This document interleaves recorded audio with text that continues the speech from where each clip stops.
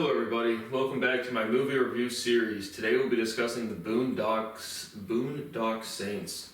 Just finished watching it for free on Tubi. You know how we do it. I will give you my overall impressions and grade after reading the logistics about the movie. Once I give the grade, you're going to want to shut off the video because there will be spoiler alerts. Past that, we'll be discussing the plot, synopsis, and character development. Any similar movies or major themes? Probably not. So it says overview. We don't really get an overview for this one. Classic. But yeah, there's no overview on Google. Let's just see what it says on IMDb. Two Irish Catholic brothers become vigilantes and wipe out Boston's crime underworld in the name of God. That's 7.7 out of 10 on IMDb. It was released in 1999. Yep, 1999. Rated R. I don't know, for whatever reason this one doesn't have the typical Google setup to it. So that's a brief overview. Again, overall impressions. The tone of the movie and the cinematography is kind of goofy to me. The characterizations was way overdone. So it's a crime action thriller, but it's like crime action thriller with kind of like more levity to the characterizations, but to me it was just overdone. A lot of screaming scenes and a lot of really high intensity. It's like, people don't know how to behave, and that they have to make characterizations that reflect their audience's, 14-year-old behavior, which nobody ever grows up. So for me, it's just when there's too much screaming and the characterizations are overdone. I feel like crimes, thrillers, I typically like them to be more serious in tone. This one's more, playful, which it kind of gave it an interesting flavor to it, but just all of the characterizations were just overdone for me. So it wasn't even the not being super serious, it was just too much in the characterizations for me. So overall, I don't really like it. I'll give it a C-. I wouldn't say it was off-putting, but definitely not entertaining for me, and definitely several scenes that were extremely off-putting. So if you've not seen it and would like to, you're going to shut off the video because there will be spoiler alerts. So you open up and you meet Connor McMinnis and Murphy McMinnis. They're just kind of like walking out of a church. Those are the two Irish Catholic brothers. And then they go to a bar. And they're sitting there, and then you meet Rocco, who is just kind of like a low-level mafia dude who's worked with the Vetta family. And they're there with just a bunch of Irish dudes, the one Italian guy, and they're just chopping it up with the bartender.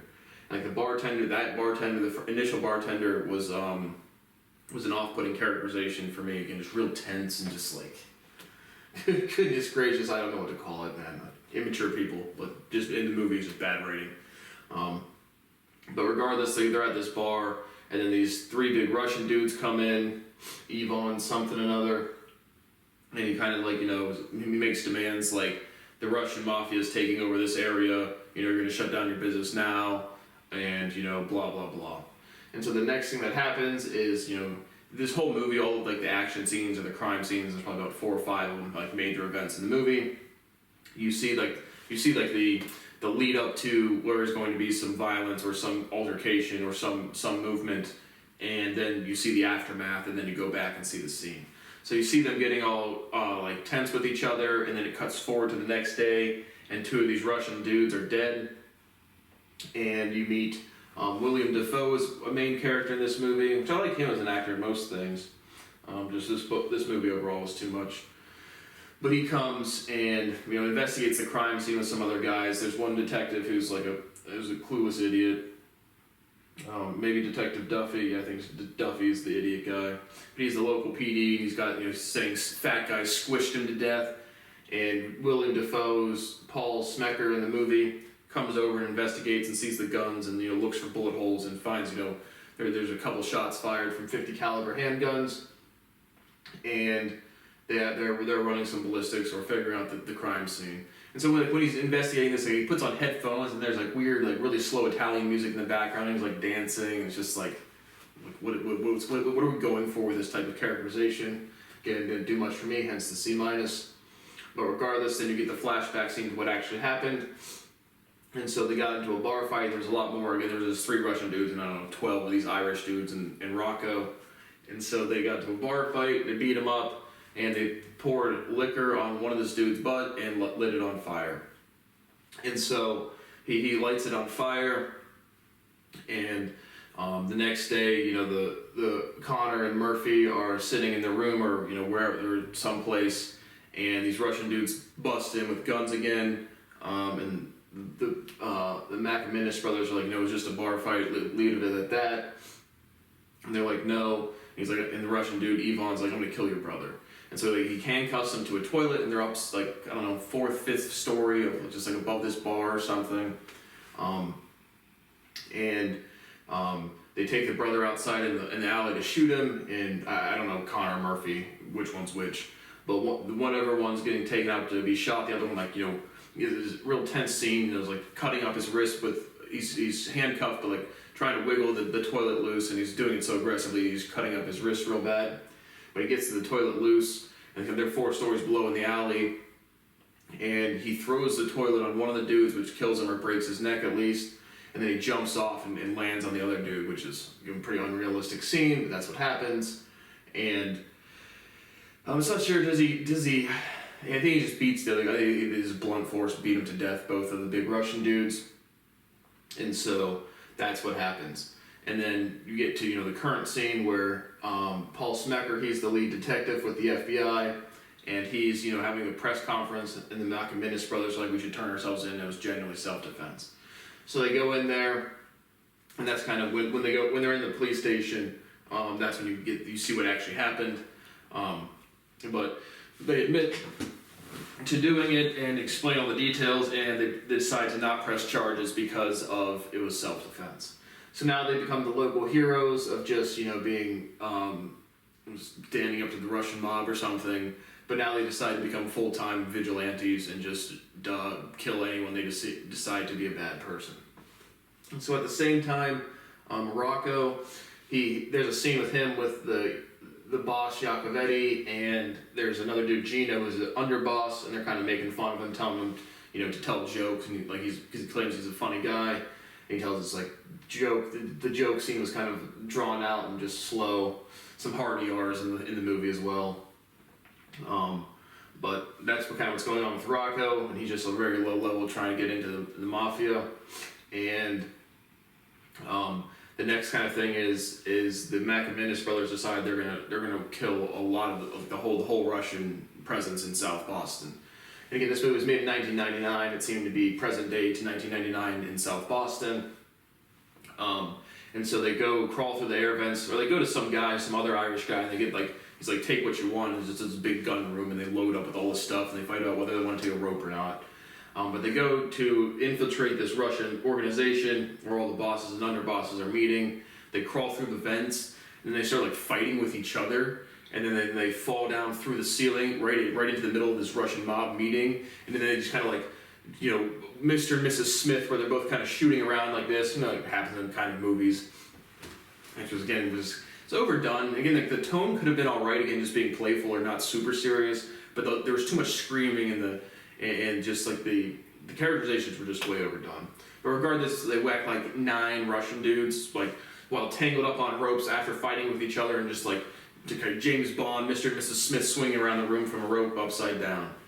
And so they execute the last guy, who's the main boss dude. I forget his name, but they say some Irish prayer every time they kill somebody or after or whatever, and then they put pennies on their eyeballs. And so that's what happens. And at the same time, after they killed all these Russian dudes, and again, you have another scene with William Dafoe before you actually see what happens, where they just we're gonna go kill the Russians, and then you see all the bodies, and then you get the scene to see what actually happened. But their friend Rocco is now coming up dressed as a butler, and he knocks on the door, and they see who it is, and so it's they let him in. They wear a mask when they do their hits, so they put their mask on. Rocco comes in, they act like they're gonna kill him and shoot him. And then they take the masks off, and Rocco sees that it's the McManus brothers that are his friends. And so Rocco just had a 6-shooter, 38 or something. And they're like, what did your mafia boss, Iacovetti, think's going to happen with you have 6 bullets and there's 9 dudes. And so Rocco kind of realizes that he was set up after being convinced by the McManus brothers. At first, he doesn't believe that his mob family would do that to him. But regardless, that's what happens. And so the Paul Smecker and the FBI, they're still not sure who's doing this, how many shooters there are, but they know it's more than at least 2 or more. And so the next day, Rocco comes over to the McInnes brothers, freaking out, like a scene where, you know, they all come together like they're gonna be vigilantes, kind of a strange scene. Rocco goes to be like, yeah, let's do it, and pounds the table, and they're like loading guns and cleaning guns, and he pounds the table, and one of the gun goes off, and there's big blood splatter on the wall, and they're like, oh, am I hit, and then there was a cat sitting there, and he just blew this cat all over the wall. And so that scene happens. But then Rocco, then the next kind of scene is, again, maybe not completely in order, but the next kind of major event is Rocco comes back to the house where the McInnes brothers are. There's 2 girls there that are really strung out on drugs, asking where the cat is. And Rocco comes back just absolutely screaming. And this is one of the scenes that was super off-putting, where it was just like, stop screaming so much. And so he's all frantic. He's like, we gotta go, and just like packing stuff up. And then, you know, they're like, what happened? Then you get a scene where once Rocco's convinced that he was set up with the Russian people, he just kind of broad day, he went into this deli, killed 2 low-level mob associates, as well as the bartender or the deli dude. So, but no, I guess no witnesses, nobody saw him, but he's all freaking out, like, we have to get out of here, they're gonna come and kill us. And so that happens. And then the next kind of thing they decide to do is they're driving down the road and they see this gentleman's club, and Rocco's like, you know, this is where Gino goes all the time, and so we're this is our next hit. And so just they're now full-blown vigilantes, and they go into the strip club one night, and then they kill Gino, who's, you know, at a little gentleman's club jerk-off bar thing, and also decides to kill, there's 2 other scumbags in there, so they kill them as well. And so you have another scene where Defoe, Paul Smecker, is investigating. You know, they're still trying to figure out exactly who, but they're convinced that it has to be at least 2 people.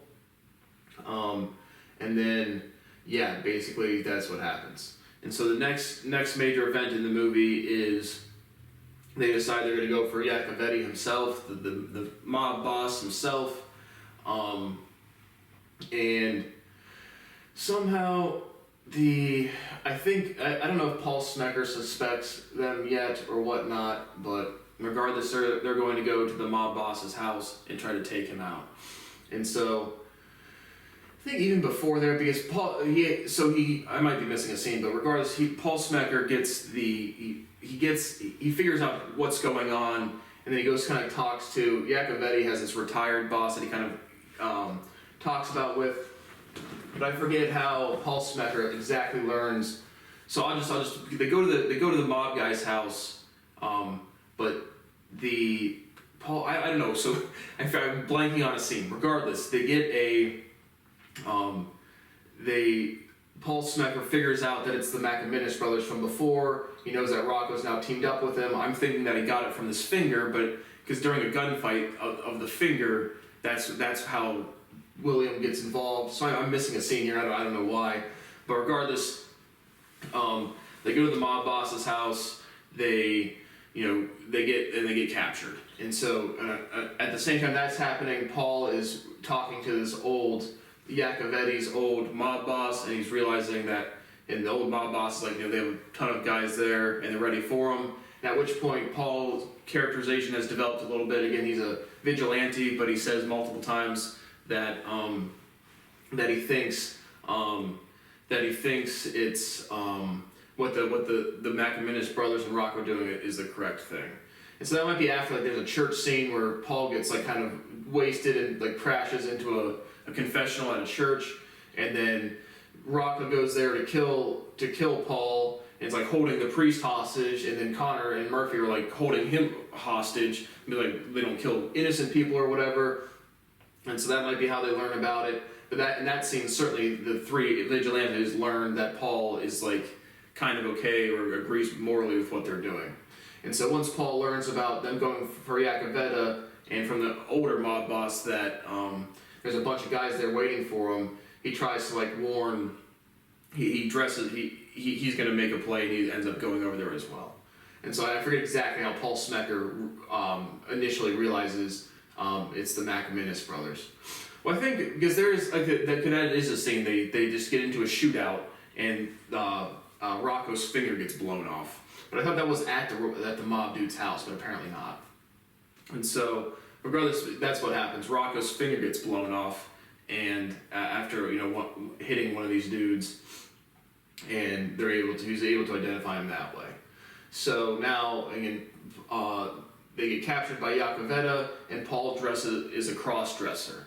If anyone's seen William Dafoe, he's kind of got an interesting facial structure. So seeing him in drag was rather. One of the dudes thinks he's an actual chick and wants to go bang him, and then Paul decides that he makes the full transition to be a vigilante as well, and he shoots the dude that's thinking that he's gonna bang this hot chick, and so just having William Dafoe as a cross-dresser and the characters believe is just kind of strange on that one, but regardless, that's what happens, and in that scene. Yakavetta kills Rocco. He's got him tied up. They're not talking anything. He shoots him right in the chest. The McInnes brothers go crazy, and, in terms of freaking out, being all sad. They're tied up in a back warehouse, whatever. And so Paul kills a couple of the low-level mafia dudes in the house, and then because once the Yacovetti crew learns that Rocco is coming for them, they hire this dude who was, in some maximum security prison that he got out and on parole. That was his effective hitman or something. And so he's older. I think that's the Il Duce. I'm not sure for sure, but regardless, when they're saying this prayer. And when Rocco got his finger blown off, they were having a shootout with this hitman that's supposed to take out the vigilantes. And so they're saying this prayer over Rocco, and they turn around, guns real quick, and there's someone coming in the room. It's this hired guy from the Yacovettis to kill them, and that guy finishes the prayer, and it's their dad.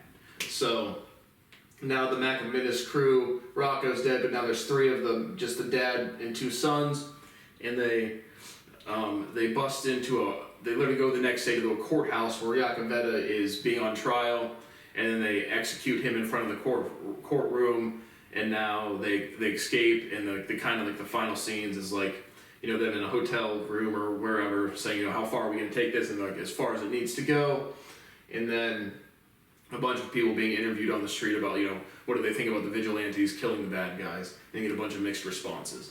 So I do think there was a follow-up movie to this one, but I don't know, this one didn't really do anything for me. The tone and the characterizations didn't strike anything close to entertainment for me. So overall, C-. Major themes, vigilantism, again, guilt is guilt, you have to determine it, so it's courts get things wrong, so 100% for the death penalty. Mandatory biological law mandates death penalty be enacted in certain situations. Again, active school shooter, nobody's in there don't shoot that guy, he deserves to live. And so you extrapolate that back to the more gray area, the more mundane interactions. You just have to establish 100% guilt, and the punishment must be equivalent to what has occurred. And so the vigilantism, or just the normal court system, it's just establishing actual fact is the real thing for determining punishment. And so vigilantism in practice would definitely not work to any extent whatsoever. So that is my review for the Boondock Saints. Thank you for watching, and I will see you on the next one if there is one.